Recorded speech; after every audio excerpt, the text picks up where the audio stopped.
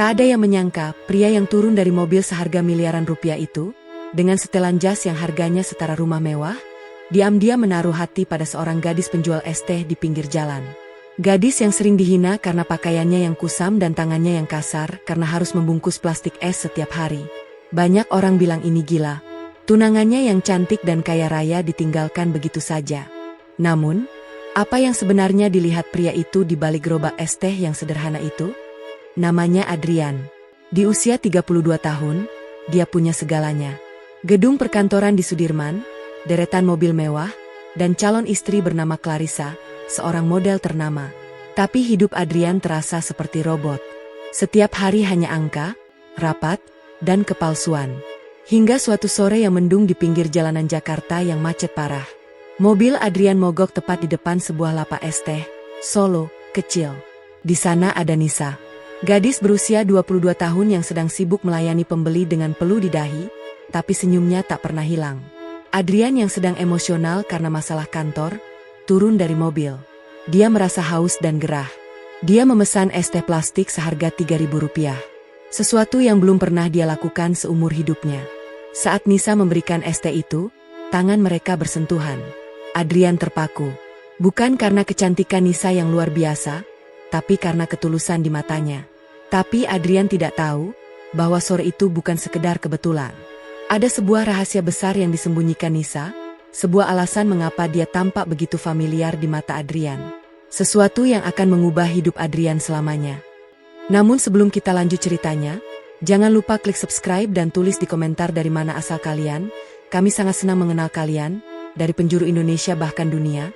Simak ceritanya sampai selesai. Awalnya, Adrian hanya ingin memuaskan dahaga di tengah terik Jakarta yang membakar kulit. Namun, hari-hari berikutnya, ada sesuatu yang lebih dari sekadar rasa haus yang membawanya kembali ke trotoar sempit itu. Seorang pria yang biasanya menentukan nasib ribuan karyawan di ruang rapat ber-AC, kini justru merasa nasibnya sedang ditentukan oleh senyum seorang gadis penjual es teh. Senin sore itu kembali mendung. Adrian sengaja meminta sopir pribadinya, Pak Joko, untuk menepi sekitar 100 meter sebelum lapak Nisa. "Tunggu di sini, Pak. Saya ingin jalan kaki sebentar," ucapnya datar. Pak Joko hanya melongo melihat bosnya yang rapi dengan setelan Zegna seharga motor metik itu turun dan berjalan menyusuri trotoar yang retak. Di lapak itu, Nisa sedang sibuk. Rambutnya diikat asal, ada noda sirup di celemeknya, tapi gerakannya lincah. Begitu melihat Adrian, matanya berbinar. Mas yang kemarin ya? Mau es teh lagi, Mas? Plastik atau gelas?" tanya Nisa ramah. "Gelas saja. Saya mau minum di sini," jawab Adrian singkat. Dia menarik kursi plastik berwarna biru yang sedikit goyang. Baginya, kursi itu terasa lebih jujur daripada kursi kulit di kantornya yang seringkali menjadi saksi bisu pengkhianatan bisnis. Sambil meracik teh, Nisa mulai bercerita tanpa beban. Dia tidak tahu bahwa pria di depannya ini adalah pewaris Adiwangsa Group. Bagi Nisa, Adrian hanyalah mas karyawan yang wajahnya selalu terlihat mendung. "Mas, jangan terlalu sering cemberut. Nanti tehnya jadi pahit, loh," canda Nisa sambil menyodorkan segelas besar es teh dengan es batu yang melimpah. Adrian meminumnya. Rasa sepet manis khas teh Solo menyapu kerongkongannya. "Kenapa kamu selalu terlihat bahagia, Nisa? Padahal tempat ini panas, berdebu, dan yah, kamu tahu sendiri." Nisa tertawa kecil, suara tawa yang bagi Adrian terdengar lebih merdu daripada musik klasik manapun. "Bahagia itu pilihan, Mas. Kalau saya mengeluh karena debu, debunya nggak akan hilang, malah hati saya yang kotor. Ibu saya selalu bilang, selama kita masih bisa ngasih minum orang yang haus, Gusti Allah nggak akan biarkan kita kelaparan." Percakapan itu menjadi candu. Di hari-hari berikutnya, Adrian mulai mencari alasan-alasan konyol. Dia membatalkan janji temu dengan kolega hanya untuk duduk 30 menit di sana. Dia mulai memperhatikan detail kecil. Bagaimana cara Nisa mengusap keringat di pelipisnya dengan punggung tangan, bagaimana dia memanggil anak-anak jalanan untuk diberi sisa es batu agar mereka bisa bermain, atau bagaimana Nisa dengan sabar melayani pelanggan yang kasar dan tetap mengucap, "Terima kasih, hati-hati di jalannya, Pak." Suatu sore, hujan turun dengan sangat deras. Langit Jakarta seolah tumpah. Lapak Nisa yang hanya beratap terpal biru mulai bocor di sana-sini. Pelanggan lain bubar, tapi Adrian tetap diam di kursinya. Dia melihat Nisa sibuk menyelamatkan wadah gulanya agar tidak basah. Tanpa pikir panjang, Adrian berdiri, melepas jas mahalnya, dan menggunakannya untuk menutupi kepala Nisa serta wadah gula itu. "Mas, jasnya basah. Ini pasti mahal," seru Nisa panik. "Biarkan saja. Ini hanya kain. Gula kamu lebih penting untuk jualan besok," jawab Adrian tenang. Jarak mereka sangat dekat. Adrian bisa mencium aroma vanila dan teh dari tubuh Nisa, bercampur dengan bau hujan. Di bawah guyuran air langit itu, ada ketegangan romantis yang tercipta secara alami. Mata mereka bertemu. Ada rasa yang tak mampu diucapkan oleh kata-kata, sebuah tarikan magnet antara dua jiwa yang secara kasta terpisah jauh, namun secara rasa merasa sangat dekat. Namun, di tengah momen itu, ponsel Adrian bergetar hebat di saku celananya. Nama, Clarissa, muncul di layar. Puluhan panggilan tak terjawab. Adrian tersadar. Dia kembali ke dunianya yang penuh kepalsuan. "Nisa, saya harus pergi," kata Adrian sambil memakai kembali jasnya yang sudah basah kuyup. "Mas, terima kasih ya," ucap Nisa lirih. Dia menatap punggung Adrian yang menjauh dengan perasaan campur aduk. Ada debaran aneh di dadanya, sebuah harapan yang dia tahu seharusnya tidak boleh dia pelihara. Di dalam mobil, Pak Joko menatap tuannya dengan cemas melalui spion tengah. "Bapak tidak apa-apa? Baju Bapak basah semua." "Saya tidak apa-apa, Pak Joko. Justru saya merasa baru saja bernapas dengan benar," jawab Adrian sambil menatap keluar jendela, ke arah lapak kecil yang mulai menjauh. Namun, ketenangan itu terusik. Di meja kerjanya esok pagi, Adrian menemukan sebuah amplop coklat. Isinya adalah foto-foto dirinya saat sedang duduk di kursi plastik biru bersama Nisa. Foto itu diambil dari jarak jauh, secara sembunyi-sembunyi. Di balik foto itu tertulis pesan singkat, "Mainan baru yang menarik, Adrian. Tapi ingat, sebentar lagi kita akan bertunangan. Jangan biarkan sampah ini merusak citra keluarga kita." Itu tulisan tangan Clarissa. Adrian mengepalkan tangannya. Dia mulai menyadari bahwa perhatiannya pada Nisa bukan lagi rahasia. Dunianya yang dingin dan kejam mulai mengarahkan senjatanya pada gadis es teh yang polos itu. Adrian tidak menyangka bahwa Clarissa bergerak secepat itu. Clarissa bukan hanya mengancam lewat foto, tapi dia sudah menyiapkan rencana untuk menghancurkan lapak Nisa secara fisik. Sementara itu, Nisa mulai merasakan ada orang-orang asing yang sering mengawasinya dari kejauhan dengan tatapan mengancam. Apa yang akan dilakukan Adrian saat dia tahu bahwa nyawa Nisa mulai terancam hanya karena telah memberikan segelas es teh padanya? Cinta terkadang datang tanpa permisi, tapi dia selalu membawa tanggung jawab yang berat. Adrian kini berada di persimpangan, melindungi perasaannya atau melindungi keselamatan gadis yang dicintainya. Karena di kota sekecil Jakarta untuk orang-orang kaya, rahasia adalah bom waktu yang siap meledak kapan saja. Keesokan harinya, saat Adrian tiba di tempat biasa, dia tidak menemukan Nisa. Yang dia temukan hanyalah gerobak es teh yang sudah terguling, gelas-gelas plastik yang pecah berserakan, dan sebuah pesan berdarah di atas meja kayu Nisa yang membuatnya gemetar hebat. Dunia Adrian dan dunia Nisa bukanlah dua garis yang ditakdirkan untuk bersinggungan. Ketika seorang miliarder mencoba turun ke jalanan, debu yang dia injak tidak hanya akan mengotori sepatunya, tapi juga akan membutakan mata orang-orang di sekitarnya. Nisa, yang awalnya mengira ini adalah awal dari sebuah dongeng, kini harus menghadapi kenyataan pahit, bahwa bagi orang kaya, cinta terkadang hanyalah sebuah transaksi yang bisa dibatalkan. Pagi itu, Adrian datang dengan jantung yang berdegup kencang. Pemandangan di depannya menghancurkan hatinya. Lapak es teh Nisa, tempat yang menjadi satu-satunya pelarian Adrian dari kepalsuan, hancur berantakan. Kursi plastik biru yang sering didudukinya patah menjadi dua. Termos es pecah, dan plastik-plastik berhamburan tertiup angin jalanan. "Nisa!" teriak Adrian. Suaranya tenggelam dalam kebisingan knalpot bus kota. Dia menemukan Nisa sedang berlutut di pojok trotoar, mencoba mengumpulkan kepingan gelas yang tersisa.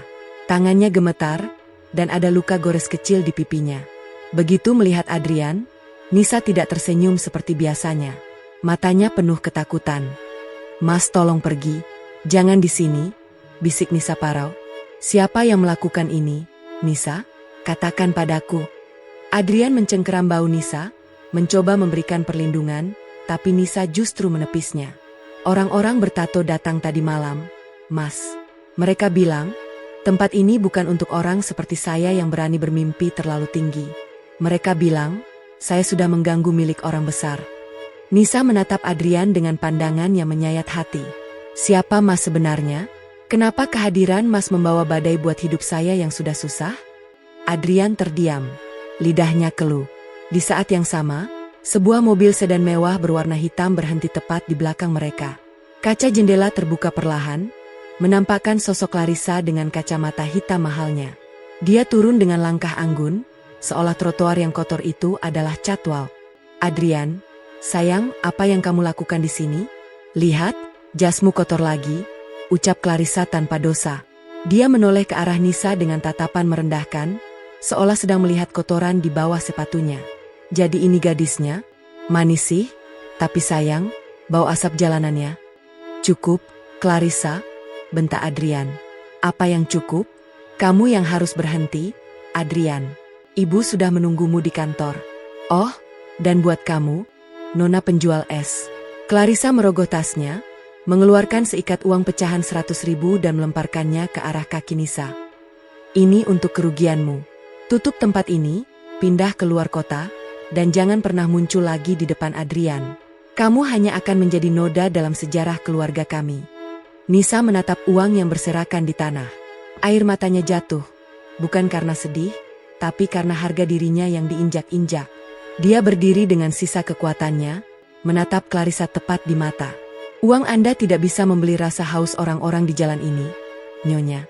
Dan uang Anda tidak akan pernah bisa membeli ketulusan yang tidak Anda miliki.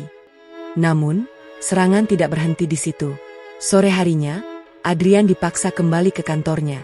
Di sana, Nyonya Widya, ibunya, sudah menunggu dengan wajah sekeras batu. Adrian, posisi CEO MU sedang digoyang. Dewan Komisaris mulai mempertanyakan kesehatan mentalmu karena sering terlihat di pinggir jalan dengan gadis miskin. Jika kamu tidak mengakhiri kegilaan ini dan meresmikan pertunangan dengan Clarissa bulan depan, ibu tidak punya pilihan selain mencopot jabatanmu dan membekukan seluruh asetmu. Adrian terjepit. Di satu sisi, ada tanggung jawab besar terhadap ribuan karyawan dan warisan ayahnya. Di sisi lain, ada Nisa, gadis yang memberinya kedamaian yang tidak bisa dibeli dengan saham. Malam itu, Adrian mencoba mendatangi kontrakan Nisa di gang sempit yang hanya bisa dilewati satu motor. Dia ingin meminta maaf. Namun, di sana dia justru melihat pemandangan yang membuatnya semakin merasa bersalah. Nisa sedang menggendong ibunya yang lemas ke dalam taksi tua.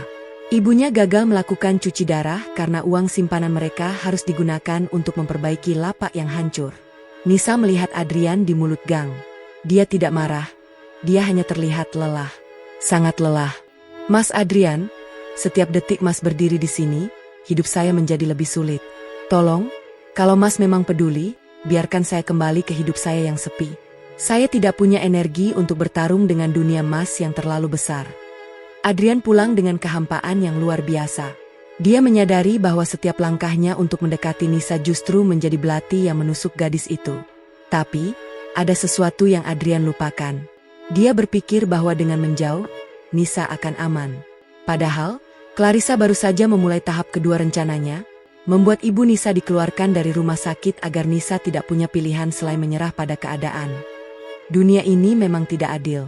Bagi Adrian, 1 miliar hanyalah angka di kertas. Bagi Nisa, 1 rupiah adalah taruhan nyawa. Pertarungan ini bukan lagi soal cinta, tapi soal bertahan hidup di tengah badai kasta yang tak kunjung reda. Namun, di saat Nisa berada di titik terendahnya, dia menemukan sebuah kotak tua milik mendiang ayahnya yang tersimpan di bawah tempat tidur. Di dalam kotak itu, ada sebuah surat wasiat dan sebuah medali keberanian milik seorang prajurit lama, yang di atasnya terukir nama belakang yang sangat familiar bagi Adrian. Rahasia apa yang menghubungkan keluarga penjual es teh ini dengan dinasti kekayaan Adrian di masa lalu?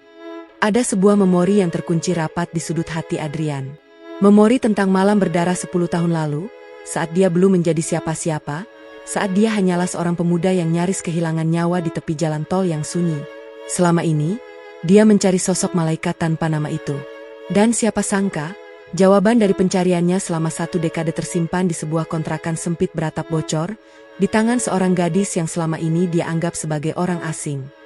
Malam itu, hujan di Jakarta tak kunjung reda, seolah ikut menangis meratapi nasib Nisa.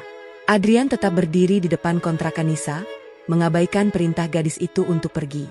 Dia melihat Nisa terduduk lesu di lantai semen yang dingin setelah baru saja pulang dari rumah sakit. Ibunya ditolak karena biaya administrasi yang belum lunas. "Nisa, biarkan aku membantu. Sekali saja, jangan lihat aku sebagai orang kaya yang sombong. Lihat aku sebagai teman," mohon Adrian dari balik pintu kayu yang mulai rapuh. Nisa akhirnya luluh. Dia membuka pintu dengan mata yang bengkak. Adrian masuk ruangan yang luasnya tak lebih besar dari kamar mandi di rumahnya. Di sana, di atas meja kayu yang sudah lapuk, Adrian melihat sebuah kotak kayu tua yang terbuka. Nisa sedang memegang sebuah foto kusam yang tepiannya sudah menguning. "Mas tahu? Dulu, ayah saya selalu bilang, jangan pernah takut pada orang kaya, karena nyawa mereka pun bisa berada di tangan orang kecil seperti kita," ucap Nisa lirih. Adrian mendekat, matanya tertuju pada foto di tangan Nisa. Jantungnya seakan berhenti berdetak. Foto itu menangkap momen 10 tahun yang lalu. Di sana, terlihat seorang pemuda yang wajahnya hancur berlumuran darah, tergeletak di samping mobil tua yang ringsek. Dan di sampingnya, seorang gadis remaja dengan seragam SMA yang kotor oleh tanah, sedang mendekap kepala pemuda itu sambil memberikan air minum dari botol bekas. "Ini," suara Adrian bergetar hebat. "Ini di pinggir tol Jagorawi 10 tahun lalu." Nisa mendongak, terkejut. "Mas tahu tempat ini?" Adrian tidak menjawab. Dia merogoh dompetnya, mengeluarkan sebuah kalung perak dengan liontin kecil berbentuk sayap yang selama ini selalu dia simpan di selipan dompetnya. "Gadis di foto ini, dia memberikan kalung ini padaku sebelum ambulans datang. Dia bilang, jangan mati, Mas. Masih banyak orang yang butuh Mas." Nisa terpaku. Dia melihat kalung di tangan Adrian, lalu melihat foto di tangannya. Perlahan, dia menyatukan potongan memori itu. Gadis remaja di foto itu adalah dirinya sendiri. Dan pemuda yang nyaris tewas itu adalah Adrian. Jadi, pemuda malang itu adalah Mas? Suara Nisa nyaris tak terdengar. Adrian berlutut di depan Nisa. Air mata yang selama ini dia tahan sebagai seorang CEO yang kuat, akhirnya tumpah. "Aku mencarimu, Nisa. Selama 10 tahun aku mencari malaikat yang memberiku kesempatan hidup kedua. Aku membangun bisnis ini, aku menjadi sukses. Semua karena aku ingin membuktikan pada gadis itu bahwa hidup yang dia selamatkan tidak sia-sia. Dan ternyata kamu ada di sini, menjual es teh untuk menyambung hidup, sementara aku hidup dalam kemewahan yang seharusnya milikmu." Ternyata, ayah Nisa meninggal karena kecelakaan itu, bukan sebagai penyebab, melainkan sebagai saksi kunci yang mencoba menolong Adrian namun justru menjadi korban tabrak lari oleh mobil lain yang mengejar Adrian saat itu. Keluarga Nisa jatuh miskin sejak saat itu, sementara keluarga Adrian bangkit menjadi raksasa bisnis. Kebenaran ini menjadi pukulan telak bagi Adrian. Dia merasa berhutang nyawa dan berhutang hidup pada keluarga Nisa. Namun, di balik kebenaran itu, muncul sebuah fakta mengerikan. Ayah Nisa tidak mati karena kecelakaan biasa. Ada sebuah nama di dalam surat wasiat di kotak tua itu yang menyebutkan siapa orang yang sebenarnya berada di balik kemudi mobil yang menabrak ayah Nisa malam itu. Dan nama itu berhubungan sangat dekat dengan perusahaan keluarga Adrian. Tuhan punya cara yang unik untuk mempertemukan kembali jiwa-jiwa yang terikat masa lalu. Namun, terkadang pertemuan itu bukan untuk menyembuhkan luka, melainkan untuk mengorek luka lama yang lebih dalam. Adrian kini sadar, cintanya pada Nisa bukan lagi sekadar perasaan, tapi sebuah penebusan dosa. Saat Adrian sedang merangkul Nisa yang menangis sesenggukan, pintu kontrakan didobrak paksa. Sekelompok pria berseragam hitam masuk, dipimpin oleh pengacara keluarga Adrian. Mereka membawa surat pengosongan lahan. "Tuan Adrian, Nyonya Besar memerintahkan kami untuk membawa Anda pulang sekarang juga, atau gadis ini akan langsung dijebloskan ke penjara atas tuduhan pemerasan." Dan yang lebih mengejutkan, di belakang mereka, Clarissa berdiri dengan senyum kemenangan sambil memegang sebuah rahasia yang jauh lebih gelap tentang apa yang sebenarnya terjadi 10 tahun lalu di jalan tol itu. Ada sebuah pepatah yang mengatakan bahwa uang bisa menutupi banyak lubang, tapi uang tidak bisa menutupi bau busuk dari sebuah kebohongan lama. Di sebuah malam yang seharusnya menjadi malam paling membahagiakan bagi kaum sosialita Jakarta, Adrian justru harus berdiri di tepi jurang. Pilihannya hanya dua, melompat ke arah cinta yang dianggap nista oleh dunianya, atau tetap di atas singgasana yang dibangun di atas darah orang lain. Malam pertunangan agung itu tiba. Hotel berbintang di kawasan Menteng sudah disulap menjadi istana bunga. Karpet merah membentang, dan ratusan jurnalis berdiri siap dengan kamera mereka. Adrian berdiri di depan cermin, mengenakan tuxedo hitam yang sempurna. Namun, di balik penampilannya yang gagah, tangannya bergetar. Di saku jasnya, tersimpan surat wasiat dari kotak tua Nisa. Dia telah membaca semuanya. Dia tahu sekarang, bahwa orang yang menabrak ayah Nisa 10 tahun lalu bukanlah orang asing. Orang itu adalah mendiang ayah Clarissa, rekan bisnis utama keluarganya. Dan yang lebih menyakitkan, Ibu Adrian tahu akan hal itu, namun memilih membungkam keluarga Nisa dengan ancaman agar kerja sama bisnis mereka tetap berjalan. Adrian, ayo keluar. Semua orang menunggumu. Suara ibunya, Nyonya Widya, terdengar dingin di balik pintu. Adrian melangkah keluar, tapi bukan menuju pelaminan. Dia berjalan ke arah panggung utama di mana Clarissa sudah berdiri dengan gaun putih yang sangat megah, tersenyum layaknya ratu. Terima kasih sudah datang, ucap Clarissa ke arah mikrofon, suaranya memenuhi aula. Sebelum kami meresmikan pertunangan ini, saya ingin menunjukkan sesuatu. Agar kalian semua tahu, siapa sebenarnya wanita yang mencoba masuk ke dalam hidup calon suami saya. Layar besar di belakang panggung menyala. Sebuah video muncul. Namun, itu bukan video romantis. Itu adalah rekaman CCTV yang diedit sedemikian rupa, memperlihatkan Nisa sedang menerima uang dari Ibu Adrian. Clarissa memutarbalikkan fakta, menuduh Nisa sebagai pemeras yang mengancam akan membongkar rahasia palsu jika tidak diberi uang miliaran. Gadis penjual ST ini adalah seorang penipu profesional, teriak Clarissa di depan kamera. Dia menggunakan kemiskinannya untuk memancing belas kasihan Adrian. Tamu-tamu berbisik sinis. Hinaan mulai terdengar. Murahan sekali, memang kasta tidak bisa bohong. Adrian merebut mikrofon dari tangan Clarissa. Seluruh ruangan mendadak sunyi. Cukup, suara Adrian menggelegar. Kalian ingin tahu kebenarannya? Kebenarannya adalah, gadis yang kalian hina ini adalah alasan kenapa aku masih bernapas hari ini. Dia tidak memeras siapapun. Justru keluarga kitalah, Clarissa, yang telah mencuri 10 tahun hidupnya. Adrian mengeluarkan surat wasiat itu dan mengangkatnya tinggi-tinggi. Ayahmu membunuh ayahnya dalam kecelakaan 10 tahun lalu, dan kita semua membayar untuk membungkam kebenaran itu. Aku membatalkan pertunangan ini. Sekarang juga. Keheningan yang mencekam pecah oleh gumaman kaget. Nyonya Widya maju dan menampar Adrian dengan keras. Kamu gila, Adrian? Kamu menghancurkan nama baik kita demi sampah jalanan itu? Jika menjadi manusia yang jujur artinya menjadi sampah di mata ibu, maka aku lebih memilih menjadi sampah bersama Nisa daripada menjadi raja di istana yang penuh dengan darah. Adrian melepaskan bunga yang tersema di jasnya, melemparkannya ke lantai, dan berjalan pergi meninggalkan aula di tengah jepretan kamera yang membabi buta. Tapi Adrian tidak tahu, bahwa saat dia sedang bertaruh segalanya untuk Nisa, Nisa justru sedang berada di bawah tekanan yang lebih mengerikan. Clarissa telah mengirim orang-orang untuk menjemput paksa ibu Nisa dari rumah sakit di tengah kondisi kritis.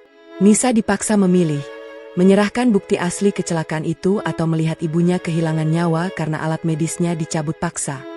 Pahlawan tidak selalu mengenakan jubah. Terkadang, pahlawan adalah pria yang rela kehilangan segalanya hanya untuk memegang tangan seorang gadis yang bahkan tidak punya alas kaki yang layak. Namun, apakah cinta saja cukup ketika maut mulai ikut campur dalam permainan ini? Saat Adrian sampai di rumah sakit dengan napas terengah-engah, dia hanya menemukan tempat tidur ibu Nisa yang kosong. Di atas bantal, ada sebuah pesan singkat tertulis dengan tangan yang gemetar. Mas Adrian, maafkan aku. Aku tidak bisa sekuat kamu. Aku memilih pergi agar tidak ada lagi yang terluka. Adrian jatuh terduduk di lantai rumah sakit. Dia menyadari satu hal, Clarissa tidak akan membiarkan mereka hidup tenang, dan nyawa ibu Nisa kini berada di tangan wanita yang sedang haus balas dendam itu. Kehilangan harta adalah ujian, tapi kehilangan harapan adalah kematian sebelum waktunya. Adrian, pria yang dulu bisa menggerakkan ekonomi sebuah kota hanya dengan satu tanda tangan, kini harus belajar satu hal yang paling menyakitkan. Bahwa uang miliaran tidak ada gunanya jika dia tidak bisa menemukan satu jiwa yang memberinya alasan untuk tetap hidup. Di bawah langit Jakarta yang kelabu, sang miliarder kini benar-benar menjadi pengembara di dunianya sendiri. Malam itu, Adrian tidak pulang ke rumah megahnya. Dia tahu ibunya telah memblokir semua kartu kreditnya, menarik fasilitas mobilnya, dan mencopot jabatannya. Tapi itu bukan masalah baginya. Yang menghancurkan jiwanya adalah ruang rumah sakit yang kosong itu. Nisa hilang, ibunya hilang, dan Clarissa telah menutup semua akses informasi. Tanpa tujuan, Adrian berjalan kaki menembus hujan. Dia kembali ke lapak es teh Nisa yang kini sudah rata dengan tanah, hanya menyisakan tumpukan kayu yang menghitam karena dibakar orang tak dikenal. Dia duduk di atas aspal basah, mengabaikan tatapan aneh orang-orang yang lewat. Jas mahalnya kini kotor, rambutnya berantakan. "Nisa, di mana kamu?" bisiknya lirih di tengah kedinginan. 3 hari kemudian, melalui bantuan Pak Joko, sopir pribadinya yang diam-diam setia, Adrian mendapat kabar. Nisa melarikan diri ke sebuah desa kecil di pesisir Jawa Tengah, tempat asal almarhum ayahnya. Nisa terpaksa membawa ibunya yang kondisinya kian memburuk setelah dipaksa keluar dari rumah sakit oleh orang-orang Clarissa. Adrian menyusul dengan sisa uang tunai di dompetnya. Dia naik bus ekonomi, berdesakan dengan ayam dan karung-karung pasar, sesuatu yang dulu tak pernah terbayangkan olehnya. Saat dia sampai di sebuah gubuk kecil di pinggir pantai, dia melihat Nisa. Gadis itu sedang mencuci plastik es teh di sumur tua. Wajahnya sangat pucat. Matanya cekung karena kurang tidur. Begitu melihat Adrian, Nisa menjatuhkan embernya. "Mas, kenapa masih di sini? Mas sudah kehilangan segalanya karena aku," isak Nisa saat Adrian memeluknya erat. Ibu sudah tidak ada, Mas. Ibu meninggal di perjalanan ke sini." Dunia seakan runtuh bagi mereka berdua. Ibu Nisa, saksi bisu kebaikan hati yang tulus itu, telah pergi tanpa sempat melihat anaknya bahagia. Adrian merasa gagal. Dia datang dengan tangan hampa, tanpa kekuasaan, tanpa uang untuk memberikan pemakaman yang layak. Selama berminggu-minggu, Adrian tinggal di desa itu. Dia benar-benar melepas identitas miliardernya. Dia belajar melaut bersama nelayan setempat untuk mencari sesuap nasi. Dia belajar cara memperbaiki atap gubuk Nisa yang bocor. Kulitnya yang dulu putih bersih kini terbakar matahari, tangannya yang dulu halus kini penuh luka gores. Suatu malam, saat mereka hanya makan sepiring nasi dengan garam, Nisa bertanya, "Mas, apa kamu tidak menyesal? Di sana kamu punya segalanya. Di sini, kamu bahkan harus bertaruh nyawa di laut cuma buat makan." Adrian menatap Nisa, lalu menggenggam tangannya yang kasar. "Nisa, di Jakarta aku punya segalanya tapi aku merasa mati. Di sini, aku tidak punya apa-apa, tapi setiap pagi aku bangun dan melihatmu, aku merasa hidup. Aku lebih memilih lapar bersamamu daripada kenyang di meja makan yang penuh kebohongan." Namun, ketenangan itu tidak berlangsung lama. Clarissa, yang gila karena merasa dipermalukan, tidak membiarkan Adrian lepas begitu saja. Dia menggunakan koneksinya untuk menjerat Nisa dengan tuduhan pencurian dokumen rahasia perusahaan yang sengaja diletakkan di kontrakan Nisa dulu. Polisi datang ke desa terpencil itu untuk menjemput Nisa. Adrian sadar, meskipun dia bahagia dalam kemiskinan, dia tidak bisa membiarkan Nisa membusuk di penjara karena ulah Clarissa. Namun, ada satu-satunya cara untuk menyelamatkan Nisa. Adrian harus kembali ke Jakarta, menikahi Clarissa sesuai kontrak bisnis, dan melepaskan Nisa selamanya agar tuntutan itu dicabut. Cinta sejati seringkali menuntut pengorbanan yang paling kejam, yaitu melepaskan orang yang kita cintai demi keselamatannya. Adrian berdiri di persimpangan terakhir. Menjadi bebas namun melihat Nisa di penjara, atau kembali menjadi budak harta namun memastikan Nisa bisa menghirup udara bebas. Saat Nisa dibawa masuk ke dalam mobil polisi dengan tangan terborgol, Adrian berteriak pada pengacara Clarissa yang ikut datang ke sana. "Berhenti, cabut laporannya. Aku akan kembali. Aku akan melakukan apa saja yang Clarissa mau, asal jangan sentuh dia sedikit pun." Nisa menatap Adrian dari balik kaca mobil dengan air mata yang menderu. Dia tahu, itu adalah tatapan terakhir mereka sebagai sepasang kekasih. Akankah ini menjadi akhir dari kisah mereka? Ataukah Adrian punya rencana rahasia untuk menghancurkan Clarissa dari dalam istananya sendiri? Dunia mungkin bisa memisahkan dua orang yang saling mencintai dengan tembok kasta dan tumpukan uang. Tapi dunia lupa bahwa cinta yang lahir dari penderitaan memiliki akar yang terlalu kuat untuk dicabut. Adrian kembali ke sangkar emasnya, mengenakan jasnya yang kaku, dan memasang wajah dinginnya. Namun, di balik itu semua, dia sedang menyiapkan sebuah badai yang akan meruntuhkan setiap kebohongan yang pernah dibangun di atas air mata Nisa. 6 bulan berlalu. Jakarta kembali dihebohkan dengan kabar pernikahan akbar antara Adrian Adiwangsa dan Clarissa. Pesta itu direncanakan lebih mewah dari sebelumnya, sebagai cara keluarga besar untuk mencuci nama baik mereka. Nisa, yang telah bebas dari segala tuntutan berkat kesepakatan Adrian, kini tinggal di sebuah rumah kecil yang layak di pinggir kota. Dia tidak pernah lagi bertemu Adrian. Setiap hari, dia hanya bisa melihat wajah pria itu di baliho-baliho besar atau berita televisi. Hatinya hancur. Namun dia memegang janji Adrian yang terakhir sebelum mereka berpisah. Hiduplah dengan baik, Nisa. Percayalah padaku. Malam pernikahan itu tiba. Clarissa berdiri di atas pelaminan dengan gaun berlapis berlian, merasa telah memenangkan segalanya. Namun, saat prosesi pengucapan janji akan dimulai, layar besar di aula pesta tiba-tiba menyala sendiri. Bukan foto romantis yang muncul, melainkan rekaman audio dan dokumen digital. Itu adalah hasil kerja keras Adrian selama 6 bulan berpura-pura patuh. Dia diam-diam mengumpulkan bukti penggelapan dana yang dilakukan keluarga Clarissa serta rekaman pengakuan orang suruhan Clarissa yang merusak lapak Nisa dan mencabut alat medis ibu Nisa secara paksa. Pesta ini bukan untuk merayakan pernikahan. Suara Adrian bergema di pengeras suara, membuat seluruh tamu terperanjat. Pesta ini adalah untuk merayakan kebenaran yang sudah lama terkubur. Polisi masuk ke aula. Bukan untuk menjemput Nisa seperti dulu, tapi untuk memborgol Clarissa dan ayahnya di depan semua kolega bisnis mereka. Ibu Adrian terduduk lemas, menyadari bahwa putra yang dia remehkan ternyata jauh lebih cerdik dan berprinsip darinya. Adrian melepas cincin pertunangannya di depan Clarissa yang histeris. "Kamu bilang dia sampah, Clarissa. Tapi lihatlah dirimu sekarang. Uangmu tidak bisa membeli kebebasanmu malam ini." Adrian tidak menunggu pesta itu bubar. Dia berlari keluar, melepaskan dasinya, dan menghentikan sebuah taksi tua. Dia tidak pergi ke bandara atau hotel mewah. Dia pergi ke sebuah taman kota, tempat di mana Nisa kini berjualan es teh kembali, bukan karena terpaksa, tapi karena dia mencintai pekerjaannya. Di bawah lampu taman yang remang, Nisa sedang merapikan dagangannya. Tiba-tiba, sebuah tangan membantunya mengangkat termos es yang berat. Nisa mendongak, dan di sana berdiri Adrian. Tanpa jas mewah, hanya dengan kemeja putih yang lengannya digulung. "Aku sudah menyelesaikan semuanya, Nisa," ucap Adrian dengan napas tersenggal. "Aku melepaskan jabatan CEO. Aku memberikan sebagian besar sahamku untuk Yayasan Kemanusiaan atas nama ibumu. Aku bukan lagi miliarder yang kamu kenal dulu."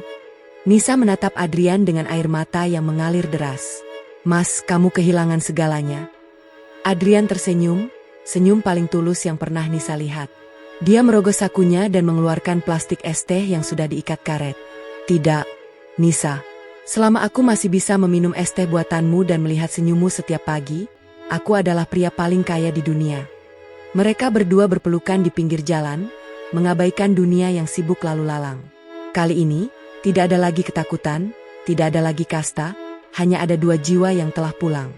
Beberapa tahun kemudian, orang-orang masih sering bercerita tentang seorang mantan pengusaha besar yang setiap sore terlihat duduk di sebuah kedai teh sederhana di sudut kota. Kedai itu tidak mewah, tapi aromanya menenangkan. Di sana, Adrian dan Nisa membangun hidup mereka dari nol. Bukan dengan tumpukan emas, tapi dengan kejujuran dan rasa syukur.